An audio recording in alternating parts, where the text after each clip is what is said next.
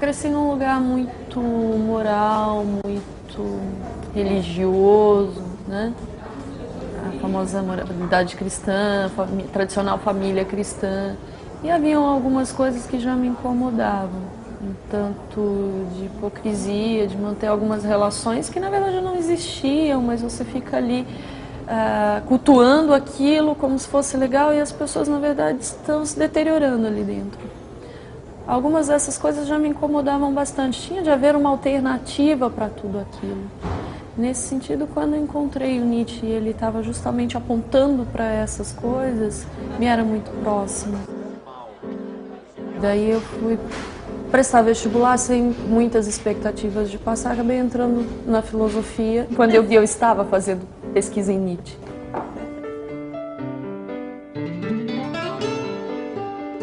O filósofo alemão Nietzsche viveu de 1844 a 1900. Mesmo assim, foi capaz de antecipar algumas questões que marcaram a vida e o pensamento dos séculos 20 e 21.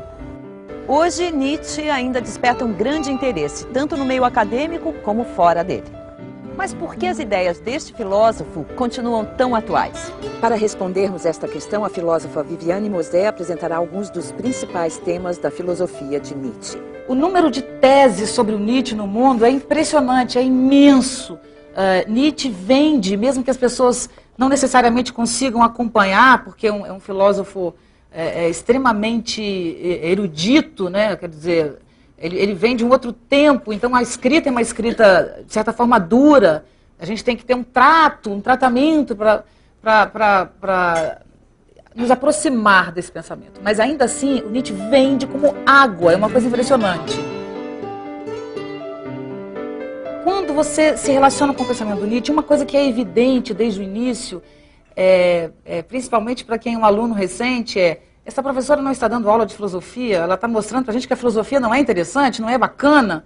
Quero dizer, Nietzsche é extremamente crítico à história da filosofia. Nietzsche é um pensador do século XIX. Século XIX é marcado por uma euforia moderna, a euforia de que a ciência do futuro, ou melhor dizendo, é interessante relacionar a modernidade com o futuro, né? É na modernidade que nasce essa paixão pelo futuro. No futuro o mundo será melhor, no futuro as coisas serão diferentes, né? Coisa que era muito comum na década de 50, que é viver preparando a vida para os filhos no futuro, né? Porque o futuro era sempre visto com uma boa perspectiva. Então, o século XIX, de forma geral, né? Principalmente da perspectiva do Nietzsche, como Nietzsche leu o seu século, foi um século marcado pelo máximo dessa crença na ciência e no pensamento como um veículo de transformação social, né? Principalmente a ciência. Através da ciência e da filosofia, mas principalmente da ciência, nós resolveríamos as dores.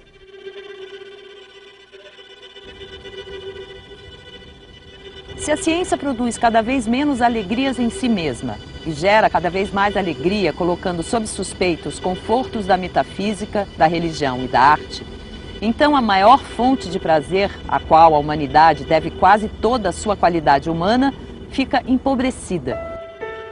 Uma cultura elevada, portanto, deve dar ao homem um cérebro duplo, duas câmaras cerebrais, por assim dizer. Uma para experimentar a ciência e outra para experimentar a não ciência. Nietzsche, então, está vivendo esse tempo em que as pessoas têm essa euforia. Ao mesmo tempo, ele estuda o grego arcaico. Ele estuda a Ilíada e a Odisseia, ele estuda Homero, ele estuda os gregos pré-socráticos. Os gregos pré-socráticos são chamados de pré-socráticos não à toa, né? Quer dizer, eles são anteriores ao nascimento do nosso modo de pensar. A nossa forma de pensar e o nosso modelo de pensamento, que nós temos um modelo de pensamento, esse modelo vai nascer com Sócrates e Platão. Antes não tinha isso. Então, o que caracterizava o pensamento pré-socrático era a arte, por exemplo, como mediação entre as coisas. A ideia de verdade não era uma ideia clara, não era uma ideia que ainda tivesse sido inventada, né? Então, o que marcava o pensamento pré-socrático é um pensamento fundado ainda, apesar da discussão ser afirmando ou negando, o devir era um pensamento fundado no devir. O que é o devir? A vida como um processo de transformação constante, de mudança constante. Tudo muda o tempo inteiro, nada é fixo. Isso uns olham e dizem que horror, tudo muda. e outros dizem que lindo, tudo muda. Então isso varia entre os pré-socráticos, mas todos estão em torno da ideia de que tudo muda e a vida é esse fluxo contínuo, essa transformação o tempo inteiro. Nietzsche era atraído pela ideia da transformação, ponto importante na filosofia de alguns dos pensadores pré-socráticos. Para Heráclito, por exemplo, nenhuma transformação acontecia por acidente, e sim movida por uma espécie de força divina que está presente em todas as coisas materiais e mantém tudo num fluxo perpétuo de constante transformação. Para Nietzsche, os pré-socráticos eram os verdadeiros filósofos que conjugavam de igual maneira a arte, o pensamento e o saber. O Nietzsche é filho de pastores, quer dizer, de pastor, né? De um pastor protestante. A tradição de pastores, de avô. Então, o Nietzsche está inserido numa cultura cristã extremamente forte, né? Essa guerra, né, que é a modernidade, o cristianismo e o pensamento arcaico, fez a cabeça desse ser humano acontecer alguma coisa ali, e aí ele chega a dizer, eu não sou um homem, sou uma dinamite. Isso foi criando uma coisa que explode um pensamento extremamente rico para a época e que marcou o fim do século XIX e marcou o século XX. Eu costumo dizer, talvez por ser apaixonada pelo Nietzsche, completamente, puxando a brasa para a minha sardinha, mas eu acredito piamente que o século XX passa por Nietzsche necessariamente, ou gostando ou negando. Mas é muito difícil o século XX desconsiderar esse cidadão.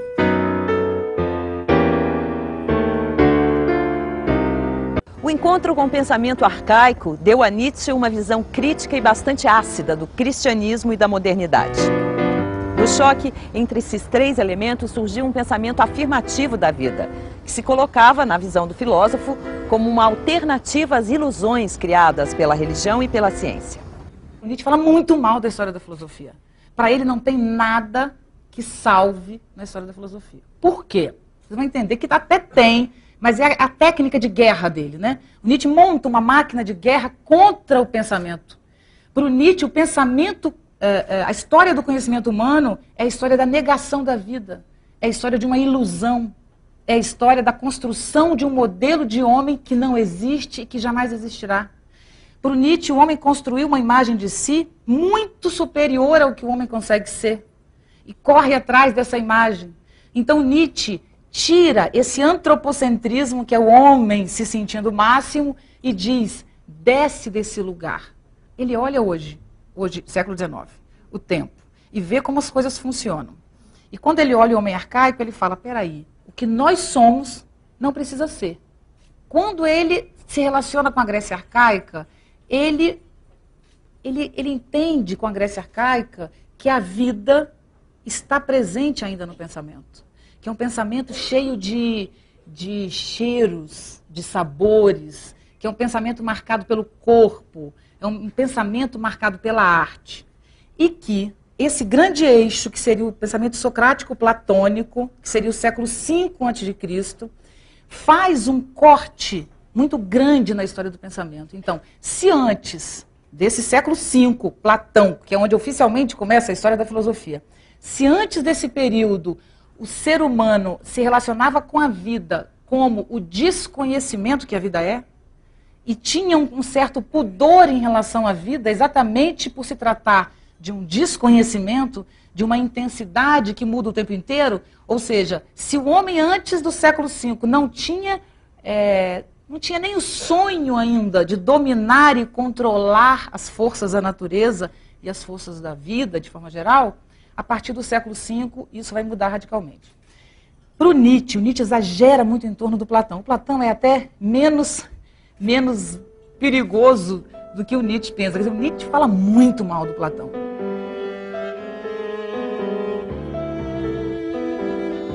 Em relação a Platão, sou um cético fundamental e nunca estive em condições de concordar com a admiração que é corrente entre os eruditos. Em meio à grande fatalidade do cristianismo, Platão é esta fascinação dúbia chamada ideal, que tornou possível para as naturezas nobres da antiguidade compreender mal a si mesmas e pôr os pés sobre a ponte que conduziu até a cruz. Os valores que o Nietzsche acredita que a história do conhecimento nos deu, tá? Essa história que está nos livros, não só filosofia, na ciência, qualquer literatura inclusive, está envolvida, a arte está envolvida, tudo para Nietzsche é a história do pensamento. A arte, a filosofia, a ciência. A nossa história seguiu um leito de rio, que eu estou inventando essa imagem agora, tá? Que foi cavado por uma interpretação do homem e do mundo, que é a interpretação socrático-platônica. Ou seja, nós todos somos vítimas, segundo Nietzsche, aí ele exagera nisso, nossa civilização é vítima de uma interpretação do mundo. E essa interpretação é a interpretação socrático-platônica, que acredita, entre outras coisas, que o pensamento é superior, que a ideia, o pensamento é superior ao corpo. Que acredita que o mundo não é apenas o que a gente vive, mas existe um outro mundo, e esse mundo é determinado pela ideia, pelo pensamento, mais do que pelo corpo. Na República, Platão descreve um diálogo entre Sócrates e Glauco, onde o filósofo sugeria que seu amigo imaginasse uma sociedade que tivesse vivido permanentemente dentro de uma caverna, vendo apenas as projeções nas paredes da caverna do que se passa do lado de fora.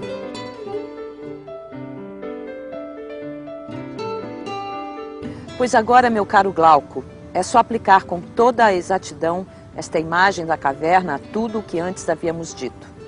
O antro subterrâneo é o mundo visível. O fogo que o ilumina é a luz do sol. O cativo que sobe à região superior e a contempla é a alma que se eleva ao mundo inteligível. Nos extremos limites do mundo inteligível está a ideia do bem, a qual só com muito esforço se pode conhecer, mas que, conhecida, se impõe à razão como causa universal de tudo que é belo e bom. Criadora da luz e do sol no mundo visível, autora da inteligência e da verdade no mundo invisível, e sobre a qual, por isso mesmo, cumpre ter os olhos fixos para agir com sabedoria nos negócios particulares e públicos. Sócrates e Platão, esse pensamento que é um só, né? Nessa perspectiva. Esse pensamento socrático-platônico, esse pensamento matou a pluralidade, o devir, ele matou um processo extremamente rico de pensamento que existia na Grécia arcaica. Que pensamento era esse? A mitologia grega é uma forma de interpretar o mundo, é uma forma de pensamento. Não é um delírio de gente antiga, pré-filosófica, coitadinhos, a mitologia grega. Óbvio que não. A mitologia grega é uma interpretação do mundo seríssima, importantíssima e belíssima, que parte da arte como mediação e não da verdade. Então, como eu sei que eu nunca vou saber o que o tempo é, tenho clareza que a vida é muito superior a mim, mesmo sem ter noção científica do infinito e das galáxias, que parece que são infinitas, mesmo sem clareza disso, eles tinham clareza de que a relação do homem com o mundo era uma relação de submissão. A vida, como esse jogo de forças intensíssimo e infinito, é muito superior ao homem. Então, o que o homem precisava fazer era criar uma interpretação sobre o mundo, mas eles jamais tinham a intenção de conhecer o mundo. Isso era quase uma heresia. Heresia é uma coisa meio cristã, né? Mas era quase uma afronta. Né? Então, o que os homens puderam fazer? Construir perspectivas de interpretação do mundo utilizando os mitos. Tem alguns estudiosos desse tema, Bruno Snell, por exemplo, ele diz o seguinte, que é muito possível imaginar que o grego não acreditava exatamente no mito. E nem deixava de acreditar. Aquilo era a única coisa que ele tinha para se relacionar com o mundo. Então, o mito era uma realidade. Então, como eu sei que eu nunca vou saber o que o mundo é, porque eu sou apenas um ser humano, eu crio coisas que me façam entender o mundo. Segundo os mitos de criação gregos, no início dos tempos só existia o caos. Um vazio sem forma do tamanho de todo o universo, do qual se originou Gaia, a Terra, Tártaro, o submundo, e Eros, o amor, o mais belo de todos os deuses. Do caos também saíram o Érebo, a escuridão do submundo, e Nix, a noite. Da união entre ambos nasceu o dia. Gaia deu à luz a Urano, o céu estrelado, e com ele teve diversos filhos, entre os quais Oceano, o mar, Cronos, o tempo, o mais jovem e mais terrível de seus filhos. Cronos, sob ordens de Gaia, castra Urano e se casa com sua filha Reia, com quem tem filhos, que mais tarde se revoltam contra ele e assumem o poder. Estes novos deuses dividem entre eles a autoridade. Zeus, por exemplo, fica com os céus, Poseidon com os mares e Hades com o submundo. Daí, quando passa para a filosofia no pré-socrático, o que os homens pensam? Eles já não querem mais o mito, eles querem olhar para o mundo e tirar da relação imediata com o mundo alguma interpretação. Então é um outro momento que é extremamente interessante com a filosofia pré-socrática. Aí começa, o que é o mínimo? Qual do Quinor, né? O que é o mínimo? É água, diz o Tales, né? E aí cada um vai dizer, o mínimo é água, não, o mínimo são os 4 elementos e tal. E a maioria deles diz que o mínimo do mínimo é o devir, que é o tempo. O que é o devir? A vida, no mínimo, é um vir a ser constante, é um processo de transformação constante, e a gente faz parte desse jogo que desconhecemos. Por quê? Porque ele não teria princípio nem fim. O tempo nunca começou e nem nunca vai acabar. O tempo é um fluxo que alimenta ele mesmo. Nós nascemos e morremos, mas o tempo não tem começo nem fim. Por que eles pensam isso? Porque a mitologia grega não tem um deus originário. A vida na mitologia grega sempre existiu. Ninguém criou o mundo na Grécia arcaica, não tem um criador. Então, como na religião grega, que é mitológica, não existe um princípio originário para o mundo, também não existe verdade. O Nietzsche, ao invés de pensar como todo mundo em sua época, que é quem tem a verdade? O Spinoza, o espinosismo, o cartesianismo, ou quem tem a verdade? Ele olha e fala assim, ele olha de longe, que é uma coisa artística do Nietzsche, interessantíssima, porque ele é um pensador poeta, um pensador cheio de metáforas e de imagens. O Nietzsche, ele dá aquela afastada, o Nietzsche, ao invés de pegar a história da filosofia no interior dela, que a história da filosofia, a história do conhecimento é um revezamento, né? Então eu corro, cheguei aqui. Ou eu vou pegar o bastão do último filósofo, ou eu vou dizer, esse filósofo chegou aqui, mas não fez nada. Eu vou pegar o outro, mas eu tenho que pegar alguém. Eu não posso simplesmente pensar. Eu tenho que me referenciar necessariamente no pensador contemporâneo.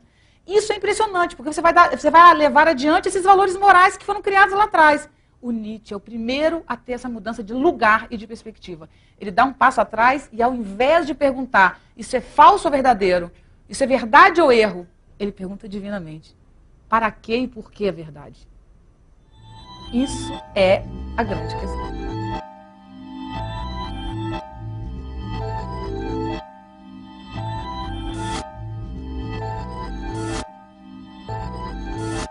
Não será o instinto do medo que nos obriga a conhecer?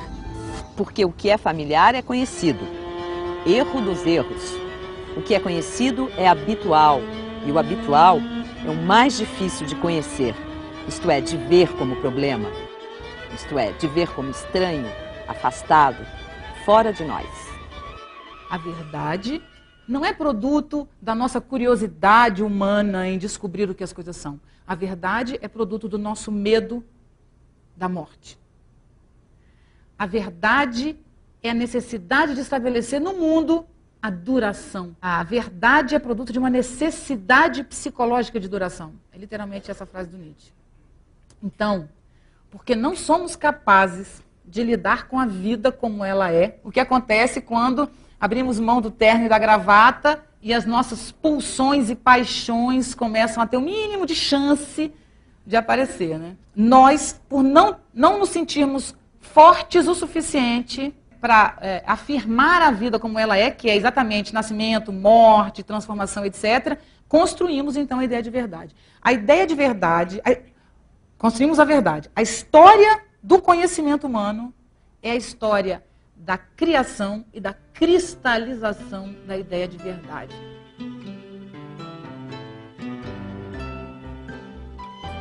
No mundo em que os problemas estão de tal modo evidentes, é muito fácil cairmos numa postura negativa, recusando o presente em nome de um futuro promissor, ou mesmo recusando qualquer promessa de felicidade futura. O niilismo reflete essa negação da realidade, e era exatamente contra essa postura que Nietzsche se colocava. O que o Nietzsche pensa da história da humanidade é o quê? O homem construiu uma história para si mesmo, valores morais, né, para compor esse mundo social, que se chama niilismo. O que é niilismo? O niilismo, a princípio você pensa, o que é niilismo? É quando todos os valores superiores perdem a razão, perdem a importância. Isso acontece no século XVII, né? No século XVI para XVII, começa o processo de desintegração. Por quê? Os valores superiores eram os valores da Idade Média. O paraíso depois da morte, né? A verdade divina. Então, aquilo que Platão construiu no século V a.C. como um pensamento, o cristianismo levou como religião. Então, esta vida é um erro, né? Porque ela faz parte dos erros dos sentidos. O pensamento que seria a alma pura, a essência pura, estaria depois da morte. Então, a existência de dois mundos, em que esse é um erro e o outro é a verdade, se aproxima de uma visão judaico-cristã de que esta vida é um erro e que a outra vida seria o paraíso. Então, juntando a hidra monstruosa, né, que é, você junta um grande movimento intelectual que acontece na Grécia, fortíssimo, né, que nasce a filosofia, e depois, pouco depois, o mundo se cristianiza. Então, Nietzsche pensa, o cristianismo é um platonismo para o povo. O povo não teria acesso ao pensamento de Platão, mas se você traduz esse mesmo pensamento através da religião, você atinge as pessoas. Enfim, o mundo construiu isso. Então ele fala, primeiro é o niilismo negativo. Eu nego esta vida em nome da outra, platônica ou cristã. Só que na modernidade, com o nascimento da ciência, eu não quero mais esperar morrer, não é isso? Então a morte de Deus é o que marca a modernidade. O que é a morte de Deus? A morte de Deus é muito diferente do que as pessoas em geral pensam. A morte de Deus é o seguinte, quando a ciência nasce, a religião perde o valor. Então quem mata Deus é a ciência. É o homem cientista, é a ciência. Antes eu rezava para passar minha dor de cabeça. Agora eu vou ao médico. Quando eu vou ao médico, eu estou desautorizando a minha reza. Eu estou dizendo que ela não funciona. E eu posso até não pensar que Deus não existe, não preciso pensar isso. Mas eu estou colocando em segundo plano Deus. Primeiro é o médico, o cientista, e etc. e tal. Então esse é o segundo tipo de niilismo que o Deleuze chama, interpretando Nietzsche, de niilismo reativo. Eu reajo a Deus. E no trono que eu construí para Deus, que era o salvador de tudo, eu coloco o cientista. Então, o que é o niilismo da modernidade? É o niilismo que não quer morrer, não, mas ele cria uma outra metáfora, uma outra ilusão e um outro mundo, que é o futuro. No futuro, tudo vai dar certo. Se antes eu não vivi o presente, porque eu morreria e encontraria o paraíso, hoje eu não vivo o presente, porque no futuro. E o futuro não é 20 anos, é amanhã. Mas qualquer futuro me tira do instante do devir. Então, a ideia de futuro tira o homem do tempo e do devir e do conflito que a vida é, tanto quanto a ideia do depois da morte. Esses dois niilismos marcantes, platônico, cristão e moderno, isso fundamentaria a nossa moral, que essa relação que a gente vive hoje, que seria o quê? Negação do corpo, negação das sensações que levam ao erro e ao pecado, negação do agora, do aqui, negação da contradição e do conflito, né? Negação de tudo que se transforma. E construção de uma imagem idealizada de si mesmo e do outro. Para Nietzsche, todo idealismo era uma espécie de niilismo, na medida em que o idealista, quando adota valores tão elevados, refugia-se num mundo que nega a realidade que o cerca. Em vez de fazer uma filosofia a partir do mundo, como Nietzsche pretendia, o idealista tenta mudar o mundo através de sua filosofia já pré-concebida. Em Miscelânea de Opiniões e Sentenças, ele escreveu: o idealista é incorrigível. Se é expulso do seu céu, faz um ideal do seu inferno. Você idealiza o filho, você idealiza a sua própria vida, que nunca atinge, porque o ideal, ele não tem mosquito, celulite. O ideal é assim, é a felicidade. A felicidade é um valor ideal. Eu quero ser feliz.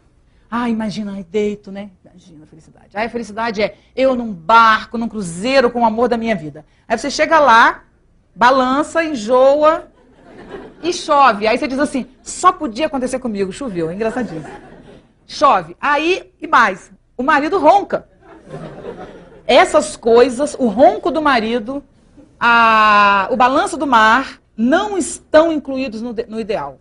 O ideal não tem as transformações que o acontecimento tem. Então, nunca ninguém vai viver um ideal. É impossível você atingir um ideal.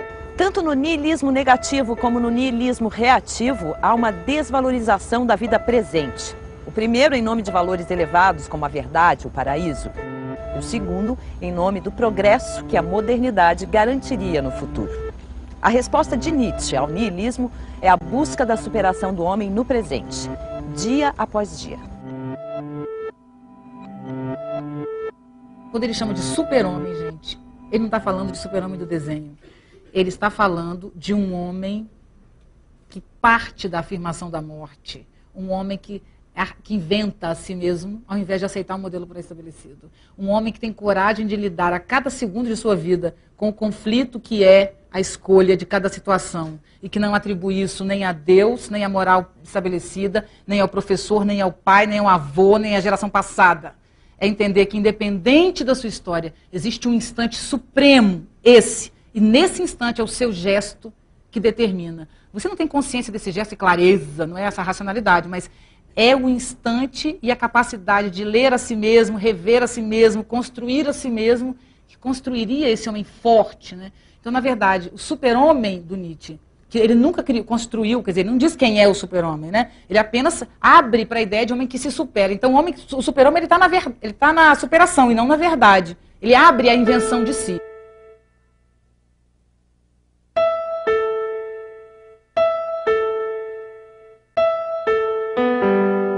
Até agora, todos os seres têm apresentado alguma coisa superior a si mesmos. E vós, super-homem, preferis tornar ao animal em vez de superar o homem? Noutros tempos, a alma olhava o corpo com desdém, e então nada havia superior a esse desdém. Julgava deste modo libertar-se dele e da terra. Irmãos meus, dizei-me, que diz o vosso corpo da vossa alma? Não é a vossa alma pobreza, imundície, conformidade lastimosa? O homem é um rio turvo. É preciso ser um mar para, sem se toldar, receber um rio turvo. Pois bem, eu vos anuncio o super-homem. É ele esse mar. Nele se pode abismar o vosso grande menosprezo. Este super-homem, que o Nietzsche não define tanto, uma coisa a gente pode ter certeza. Ele não diz respeito ao Bill Gates, por exemplo. Não é esse tipo de homem que seria forte para o Nietzsche, ou Bush. Pelo contrário, é exatamente o exemplo da fraqueza. Por quê? Porque o forte, ele vai para o campo, para a batalha lutar. Ele não vai mandar os soldados e ficar atrás. Isso é exatamente o contrário da força, né? Então, a nossa sociedade, o poder que se estabeleceu no mundo é o poder da fraqueza, é o poder da covardia, não é o poder da força. O poder da força é o poder de enfrentamento com as contradições e com a vida e com a morte. Esse é o homem forte, né? O homem intenso, que na verdade é um homem frágil, né? Essencialmente. Por isso sensível e por isso ético. Ele fala do tempo, que eu falei lá atrás, né? O tempo é uma coisa que sempre me teve muito presente. Esse poema é de inspiração completamente nietzschiana. Lógico que quando eu escrevi não pensei nisso, mas a pessoa é completamente viciada no Nietzsche, então o que ela fala vai saindo. Quem tem olhos para ver o tempo, soprando sulcos na pele, sulcos na pele, sulcos. Quem tem olhos para ver o tempo, soprando sulcos na pele. O tempo andou riscando meu rosto com uma navalha fina, sem raiva nem rancor. O tempo riscou meu rosto com calma. Eu parei de lutar contra o tempo. Ando exercendo instante. Eu acho que ganhei presença. Eu acho que a vida anda passando a mão em mim. Eu acho que a vida anda passando a mão em mim. Eu acho que a vida anda passando. Eu acho que a vida anda passando. Eu acho que a vida anda. Em mim a vida anda. Eu acho que há vida em mim. A vida em mim anda passando. Eu acho que a vida anda passando a mão em mim. E por falar em sexo, quem anda me comendo é o tempo. Se bem que faz tempo, mas eu escondia porque ele me pegava à força e por trás. Um dia resolvi encará-lo de frente e disse: tempo, se você tem que me comer, que seja com meu consentimento. E me olhando nos olhos. Eu acho que eu ganhei o tempo. De lá pra cá, ele tem sido bom comigo. Dizem que ando até remoçando.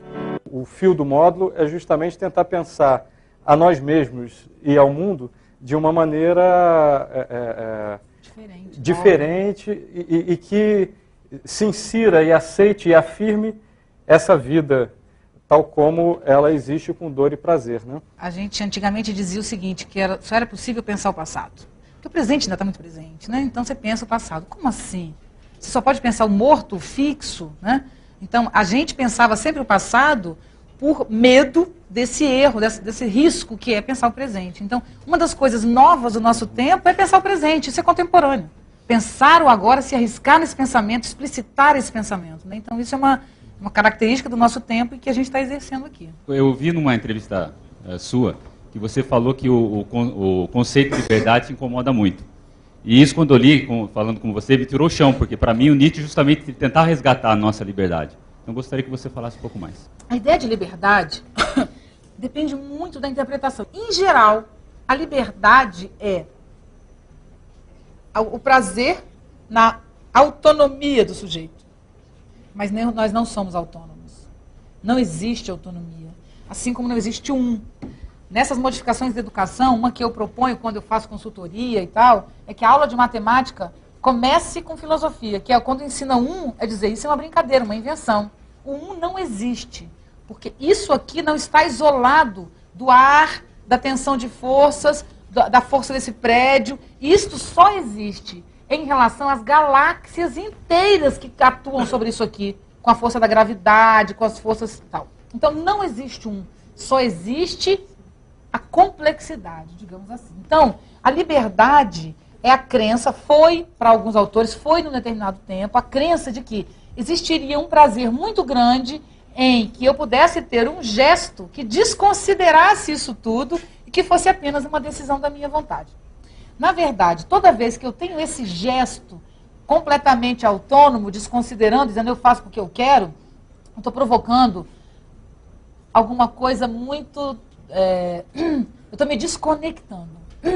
Então, o exercício da liberdade, nessa perspectiva, é um exercício de desconexão, de desalimentação. A ideia do Nietzsche é contrária a essa. A ideia do Nietzsche é que onde encontrei vida, encontrei vontade de potência. Né? Ele fala isso no Zaratustra. Onde encontrei vontade de potência, onde encontrei vida, encontrei obediência. O homem é um ser que obedece. A primeira coisa que uma pessoa aprende na vida é obedecer. Não à mãe, não ao pai, mas à vida. A vida é imensa, grandiosa. Eu só sobrevivo se eu respeitar essas leis. Por exemplo, a lei da gravidade. Se eu não respeitar a lei da gravidade, eu morro, porque eu tenho 1 ano de idade e resolvi pular de um abismo. É nesse sentido que não há liberdade. Aí eu digo, eu tenho liberdade, eu cocei a minha cabeça. Não, eu só cocei a minha cabeça porque esse prédio não caiu, porque eu não tive uma cãibra enorme, porque eu tenho braço, que eu poderia não ter, certo? Então, porque tudo permitiu é que eu consegui. Que eu poderia tentar levantar o braço e essa coisa caía, não ia conseguir. Então, o que é, na verdade, a autonomia do gesto? Para o Nietzsche, é quando você consegue, olha só, gente, que ideia interessantíssima, assim, autoajuda filosófica, como diz o Roberto Machado, autoajuda trágica, que é, existe uma lógica da natureza, está chovendo, né? Tem uma lógica do tempo, digamos assim, da natureza. Aí eu estou aqui, eu quero muito construir uma casa. Aí eu tento construir a casa, não dá, a casa cai, não tem dinheiro, mas eu continuo querendo construir a casa. Aí eu percebo que, na lógica do tempo, do meu tempo, eu não estou conseguindo encaixar a construção da minha casa no acontecimento do país, no acontecimento do mundo, né, que envolve leis econômicas, etc. e tal. Mas o que eu faço? Eu fico quieta, obedecendo a lei, porque eu não posso interferir, eu não posso mudar na lógica financeira do Brasil, porque eu quero ganhar dinheiro para fazer uma casa. Nem posso que meu patrão me obrigar, meu patrão me aumentar. Mas, quando eu fico olhando para a lógica do mundo, eu posso perceber a hora em que existe uma vaga, um espaço. Quando eu vejo que tem um espaço, eu encaixo o meu desejo no desejo do acontecimento. Aí eu não faço mais nada, porque a força que faz a Terra girar em torno do Sol é a força que vai fazer o meu desejo acontecer. Essa faz o meu desejo acontecer. Então, se eu quero que um desejo meu aconteça, eu tenho que encaixar o meu desejo no desejo do acontecimento. O que é o desejo do acontecimento? É a soma da política com o clima, com a geografia, com tudo que rege o mundo. Entende? Então, a ideia de liberdade é a ideia de autonomia do sujeito. É a ideia do homem cientista, que vai onde quer, que faz o que quer. Não faz. Nós não fazemos o que queremos e não vamos onde estamos. Eu não estudei filosofia porque eu decidi, eu não escrevo poemas porque eu decidi. Eu simplesmente faço o que a minha capacidade me permite, porque eu tinha outros planos para mim. Eu queria ser cantora, é verdade, mas eu canto muito mal. Mas eu cresci querendo ser cantora, cresci com essa paixão, eu quero cantar, eu acho a coisa mais bela do mundo cantar. Eu acho que quem canta é muito feliz. Sinceramente, se eu tenho um ideal, seria isso. Eu acho a música, até influenciada pelo Nietzsche, Mas a música é impressionante. Se eu fosse escolher uma coisa para mim, seria cantar. Mas quando eu fui encaixar, deu desafinação. Aí eu tive que aguentar mesmo ser poeta e começar a falar para vocês, que foi o que me sobrou. Entendeu o sentido da liberdade? Então existe sim, mas a liberdade nasce antes de tudo da submissão. A vida é eterna, nós somos mortais. Eu quero saber se o Nietzsche tinha alguma coisa daquela influência oriental, Buda, alguma coisa assim, nesse lance do aqui e agora, da não verdade, alguma coisa assim. O Nietzsche tem influência do Schopenhauer, que tem muita influência do budismo e do pensamento oriental. Então, é impressionante, porque eu tenho muita consideração pelo pensamento oriental, especialmente Confúcio, os chineses, eu acho impressionante, né? Mas o Nietzsche, especialmente, não estudou o pensamento oriental. No Anticristo, ele cita o budismo, elogiando o budismo, pelo budismo não ter transcendência, que é a vinculação com o estar, né, com o agora. Então tem um exercício da presença, e ele elogia isso. Mas ele não tem conhecimento disso. E eu te digo pelo seguinte, depois que o Nietzsche morreu, os trabalhos em torno dele foram crescendo. Então pegaram a biblioteca dele, vasculharam. Então, hoje a gente sabe os livros que ele leu na vida, entendeu? Tudo a vida dele foi vasculhado. Então, realmente, o Nietzsche, diretamente, ele não tem essa influência. Ele não conhecia o pensamento oriental, até onde a gente sabe. Mas ele se fundamentou no Schopenhauer, que explicitamente utilizou o pensamento oriental como referência. Mas eu concordo com você, existe uma ligação sim, mesmo que indireta, do Nietzsche com o pensamento oriental. Ninguém falou sobre a ideia do Nietzsche de destruir esse pensamento cristão, né? E tem uma frase dele muito forte que, se você quer respirar ar puro, precisa não frequentar as igrejas. Eu queria que você falasse um pouco sobre isso. Falo, e com muita clareza, porque nós não estamos falando de fé, estamos falando de moral, né? Então disso a gente tem toda a liberdade para falar. Cada um que trate sua fé como bem entende, mas isso aqui não é fé, isso é filosofia, isso não é religião, né? Então a questão aqui é o seguinte, a constituição dos valores nihilistas para o Nietzsche, antes de tudo, produção do judaico-cristianismo. A ideia de culpa é uma ideia fundamentalmente judaica, que obviamente passou para o cristianismo. O judaico-cristianismo junto, essa combinação, né, produziu uma coisa impressionante, que é dos fracos e oprimidos é o reino dos céus, dos aleijados, dos pobres de espírito é o reino dos céus. Se é mais fácil um camelo passar no buraco de uma agulha do que um rico entrar no reino dos céus, nós devemos ser pobres, fracos, tristes e aleijados. Essa moral não se parece em nada com o que o Nietzsche está falando de superação de si. Se eu sei fazer uma palestra, eu não posso dizer para vocês. Eu tenho que dizer, não, gente, ai, que isso. Eu não, gente, imagina, não gosto de falar em público. Isso foi hoje, eu morro de vergonha. Isso é lindo, né? Agora, se eu disser, não, eu faço isso, eu adoro fazer isso, faço da melhor forma que eu posso, e sinto que eu faço bem, eu sinto que vocês reagem. Isso é prepotente, é arrogante, é feio, né? Então, se o valor alvo que nos move é a fraqueza, porque eu posso até ser forte, mas Deus não vai gostar de mim, isso é extremamente nefasto, né? Porque a história a nossa coisa é bom ser fraco, porque parece que eu estou tão arrasada. Dizer isso, parece que Deus está ouvindo e Ele vai lá de cima te dar uma solução. Então, nós temos o hábito da reclamação e da autocomiseração, porque parece que alguém vai estar ouvindo. Minha mãe dizia isso a vida inteira, acho que por isso que eu adorei esse tema, que minha mãe dizia, essa é a cruz que eu carrego, parece que carregar a cruz, ela estava ajudando Cristo em sua cruz. É verdade, não é brincadeira. Essa é a cruz que eu carrego, ela quer dizer, todos nós carregamos um pouco a cruz de Cristo, para pagar o mal que nós, homens, fizemos a Jesus Cristo. Então, ela tinha que carregar aquela cruz. Isso é impressionante. Então, os valores judaico-cristãos são valores de desvalorização da vida. Óbvio que isso tem uma função social belíssima, porque os fracos e oprimidos, tendo como valor os fracos e oprimidos, ficam passivos e quietos. Agora, a elite não está com esses mesmos valores? Por quê? Porque tem Calvino, que diz que pode sim ganhar dinheiro. Os americanos arrumaram logo uma forma de justificar o sucesso com o protestantismo calvinista. Entendeu? Então, na verdade, a religião agrada e se conforma de acordo com os interesses políticos e sociais. Por isso que não tem nada a ver religião com fé. Religião é coisa de ser humano e, em geral, nefasto, difícil e perigoso. Agora, fé é um assunto maravilhoso. Eu, por exemplo, tenho muita fé. Tenho fé na vida, tenho fé nas coisas que brotam, tenho fé no dia que nasce e acredito que tudo é interessante. Acredito que os conflitos sejam bons, acredito que todas as coisas têm uma porção interessante, que a gente pode tirar sempre alguma coisa de belo do acontecimento. O Café Filosófico fica por aqui. Até o próximo programa.